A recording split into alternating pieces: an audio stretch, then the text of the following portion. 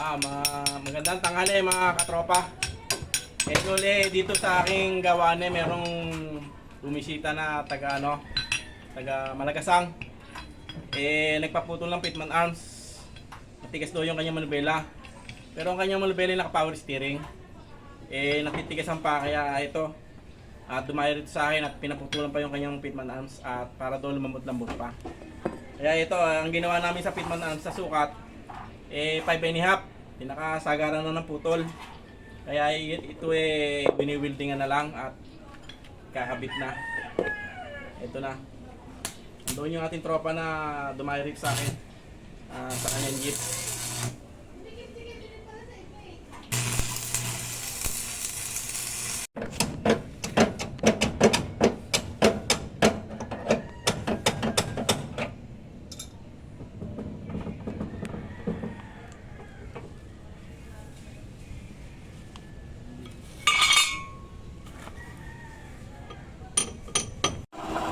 Yan po, wini-weldingan na ni Idol GM yung Pitman arm yung pagawa rito.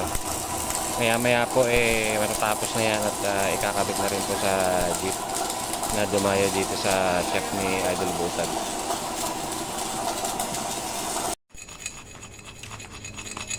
Yan ho yung finish. Finish na ba yan Idol GM? Lalim pa. Malalim pa. Yan po, makapal ang pagkaka-welding. Kaya malabong maputol.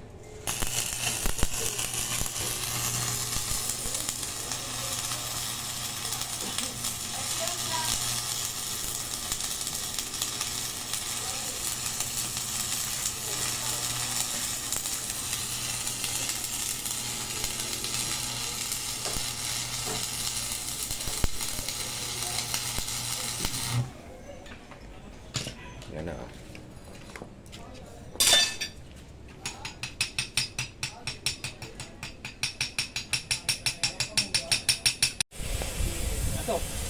Ako nililiko yung siko. Ang jeep.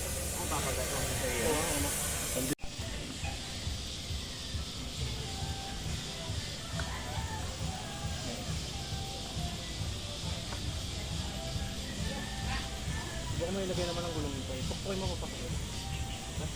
Yung Pitman na. Sagat mo.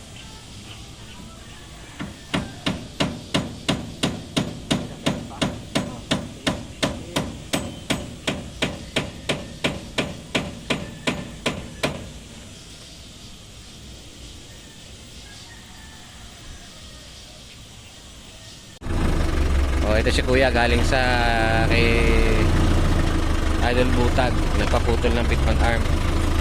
Ayun, tetestingin niya na kung lumambot ba o hindi. Ito yung naka-power steering. Ayun, tatanungin natin kung nagbago ba. Ayos! Okay ito, ayos! Nagbago? Oo. Lumambot ba? Lumambot pa? Lumambot pa. Naka-power steering kayo, di ba? Oo.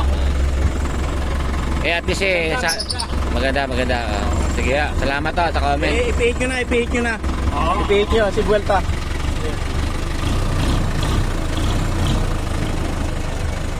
Dito.